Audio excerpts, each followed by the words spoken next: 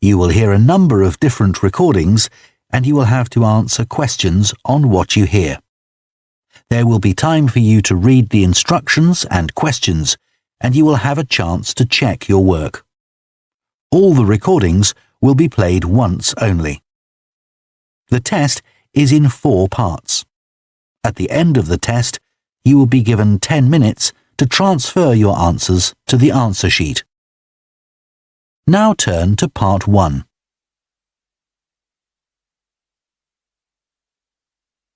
Part 1. You will hear a woman phoning a company that converts old photographs to digital format. First, you have some time to look at questions 1 to 3.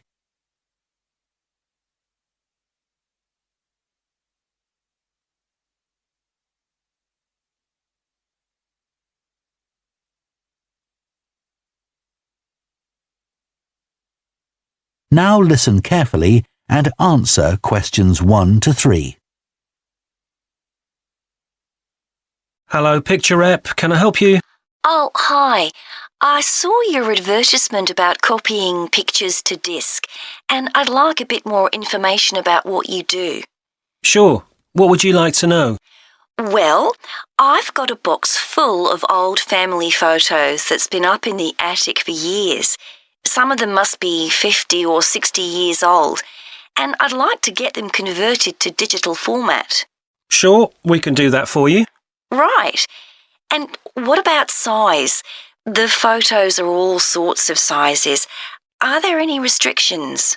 Well, the maximum size of photo we can do with our normal service is 30 centimetres, and each picture must be at least 4 centimetres. That's the minimum we can cope with. Well, that should be fine. And some of them are in a frame. Should I take them out before I send them? Yes, please. We can't copy them otherwise. And also the photos must all be separate. They mustn't be stuck into an album. OK, that's not a problem.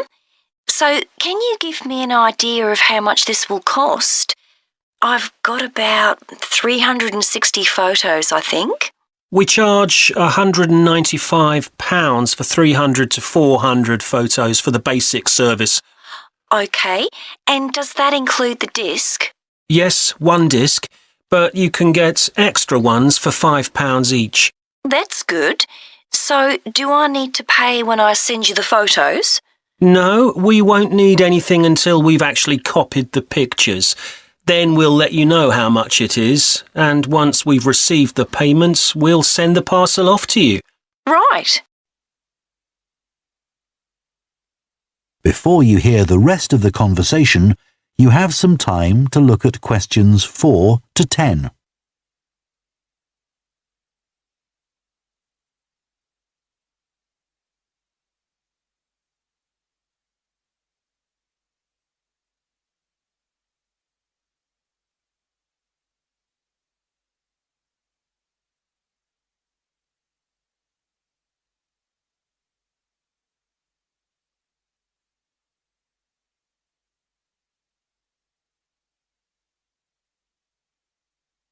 Now listen and answer questions 4 to 10.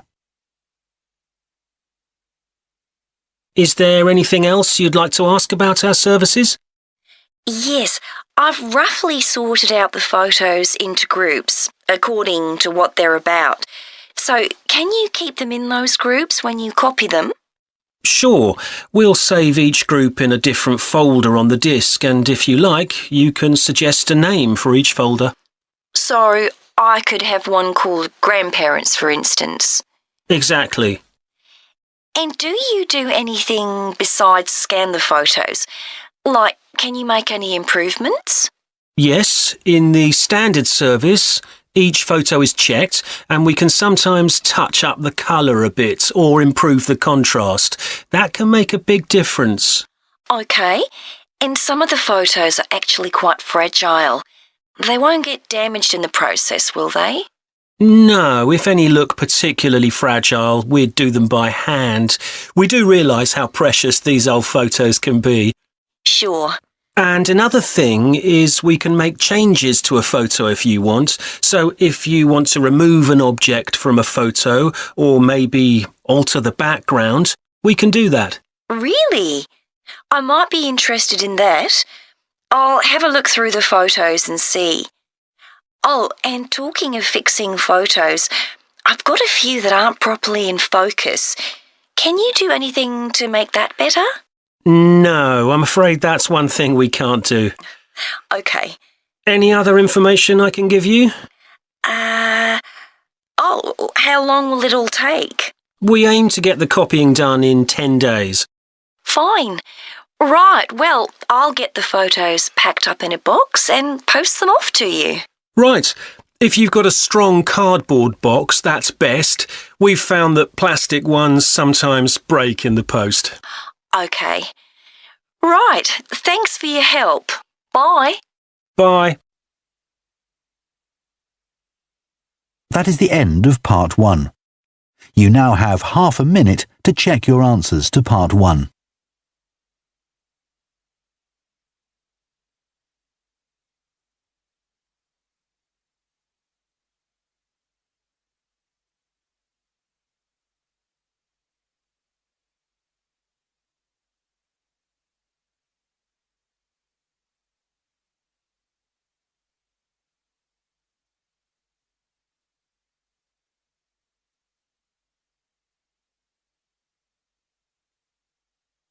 Part 2. You will hear a head teacher talking to parents of pupils about changes at the school. First, you have some time to look at questions 11 to 15.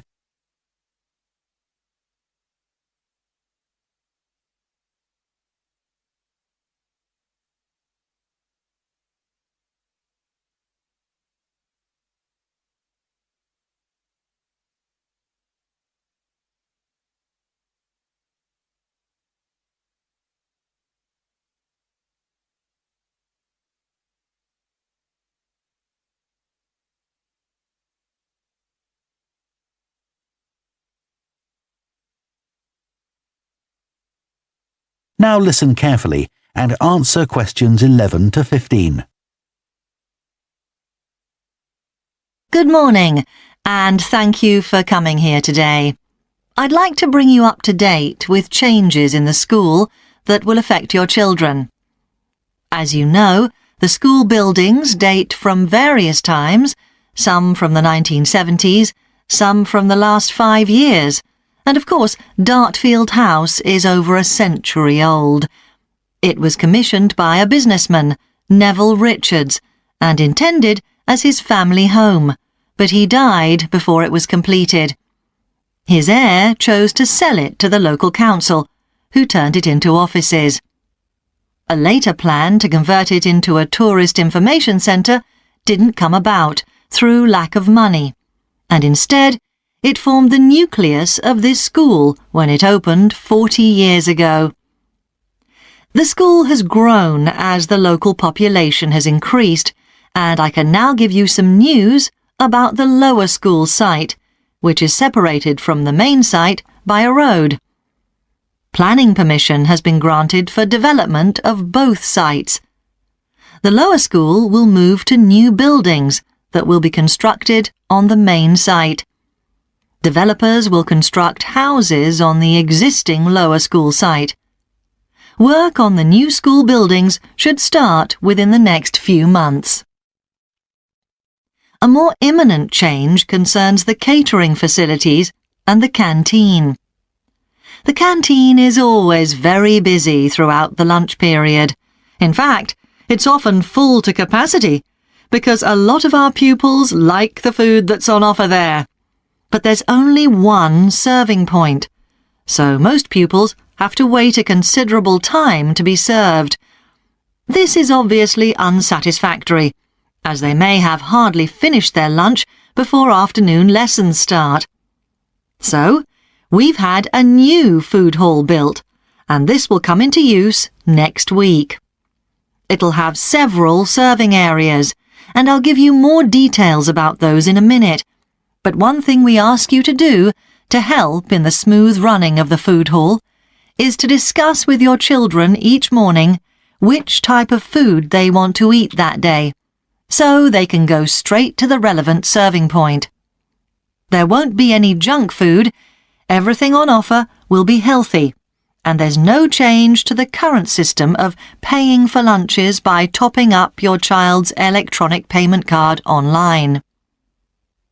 You may be wondering what will happen to the old canteen.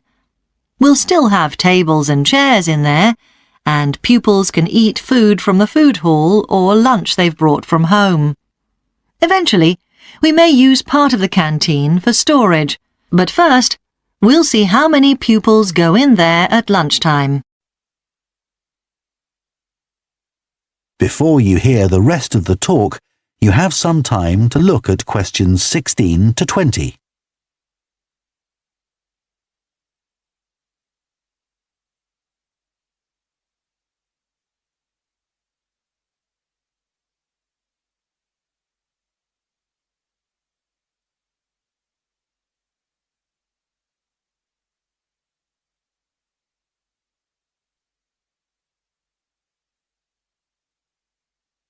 Now listen and answer questions 16 to 20.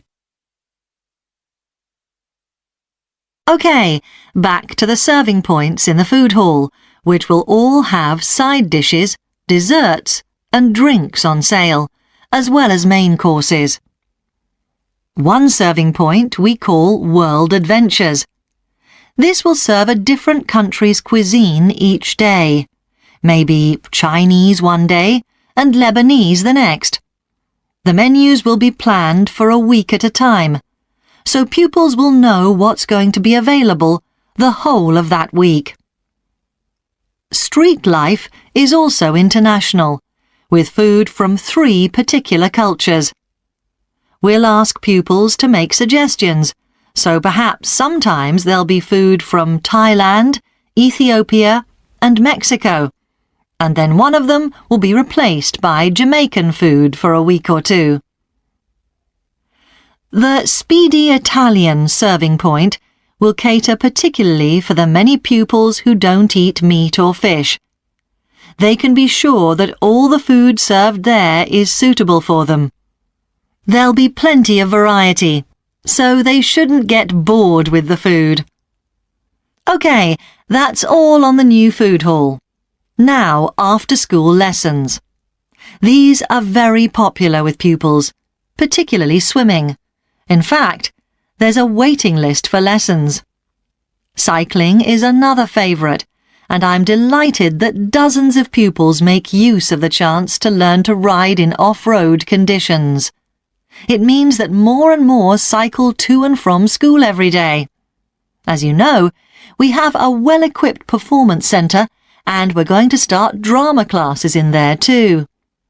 Pupils will be able to join in just for fun, or work up to taking part in a play. We hope to put on at least one a year.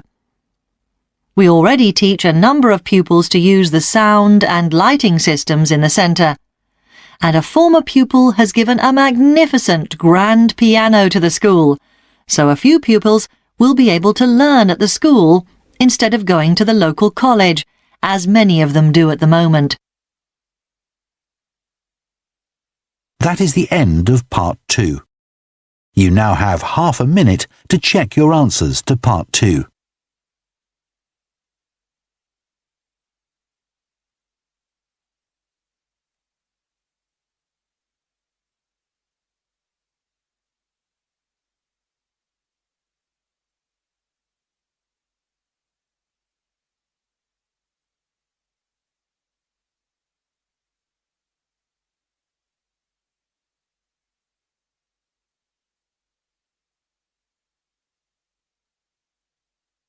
Part 3. You will hear 2 psychology students called Luke and Susie discussing their assignment on sleep and dreams. First, you have some time to look at questions 21 to 24.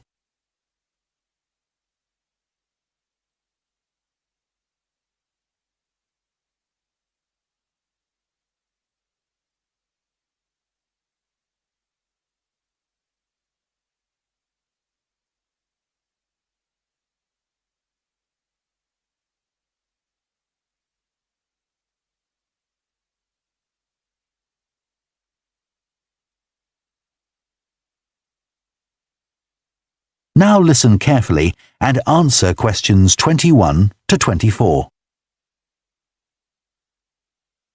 So, Luke, for our next psychology assignment, we have to do something on sleep and dreams. Right.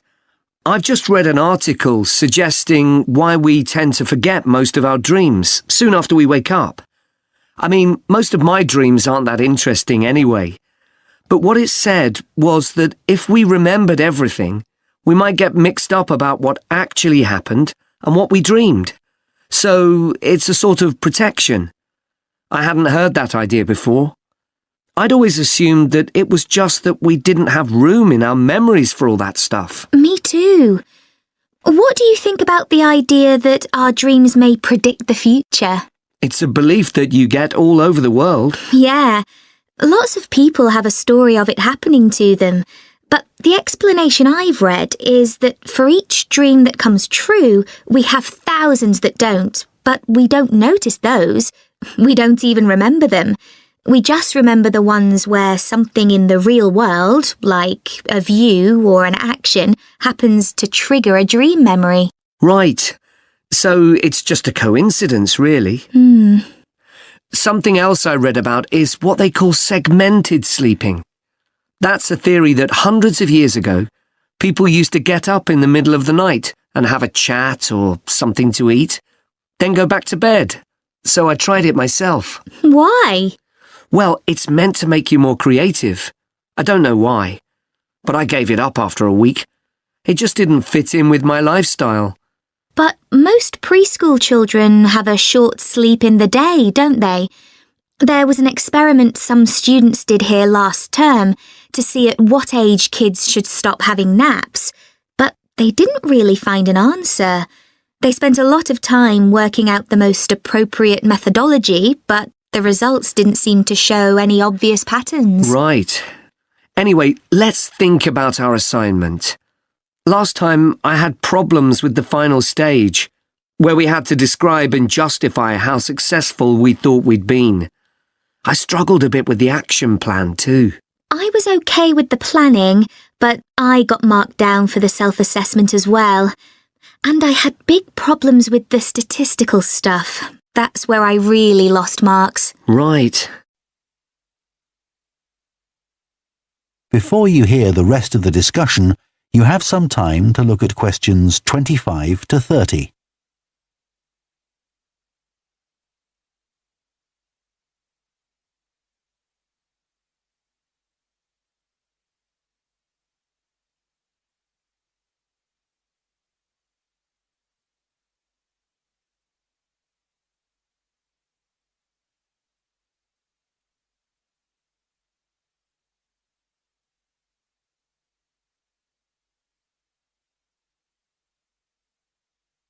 Now listen and answer questions 25 to 30. So, shall we plan what we have to do for this assignment? Okay. First, we have to decide on our research question. So, how about, is there a relationship between hours of sleep and number of dreams? Okay. Then we need to think about who we'll do the study on. About 12 people? Right. And shall we use other psychology students? Let's use people from a different department. What about history? Yes, they might have interesting dreams. Or literature students. I don't really know any. OK, forget that idea. Then we have to think about our methodology. So we could use observation, but that doesn't seem appropriate. No. It needs to be self-reporting, I think. And we could ask them to answer questions online. But in this case, paper might be better, as they'll be doing it straight after they wake up. In fact, while they're still half asleep. Right. And we'll have to check the ethical guidelines for this sort of research.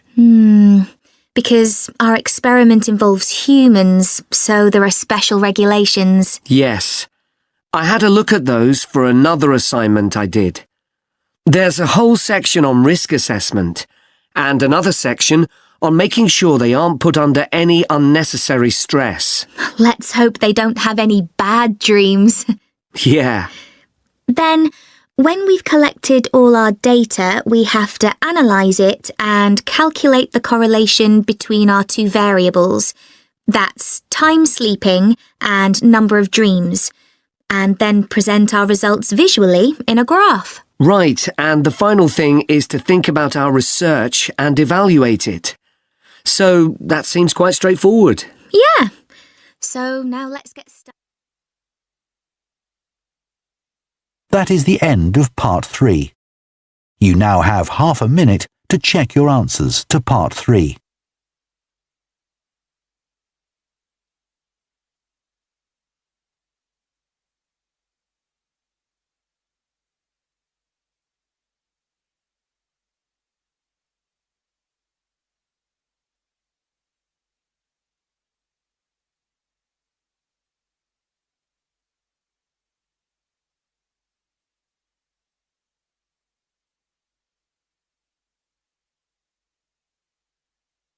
Part 4. You will hear a sports science student giving a presentation on the health benefits of dance. First, you have some time to look at questions 31 to 40.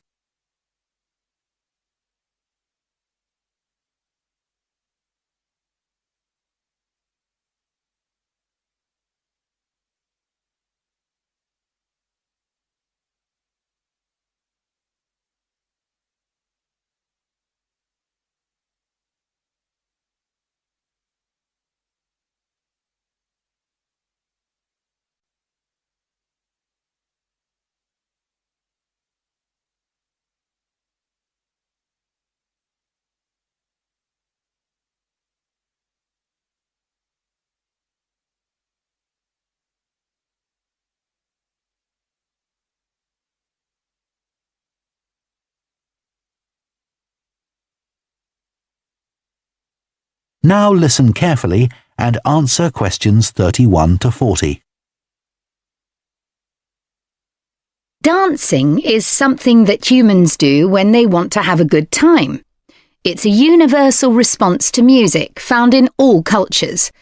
But what's only been discovered recently is that dancing not only makes us feel good, it's also extremely good for our health.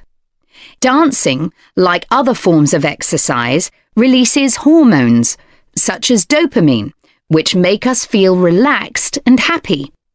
And it also reduces feelings of stress or anxiety. Dancing is also a sociable activity, which is another reason it makes us feel good.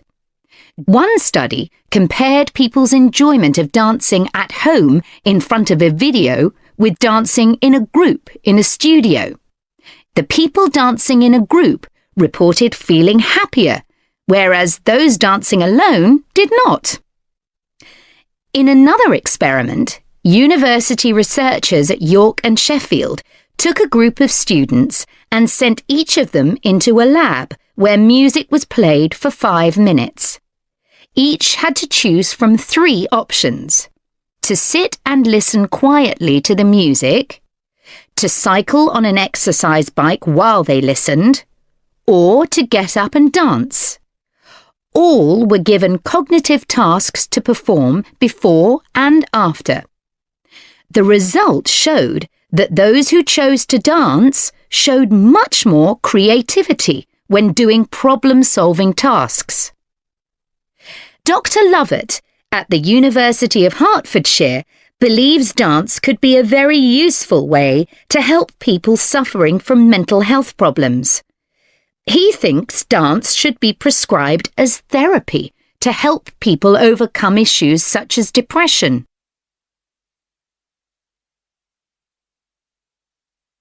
It's well established that dance is a good way of encouraging adolescent girls to take exercise. But what about older people? Studies have shown that there are enormous benefits for people in their 60s and beyond. One of the great things about dance is that there are no barriers to participation. Anyone can have a go. even those whose standard of fitness is quite low.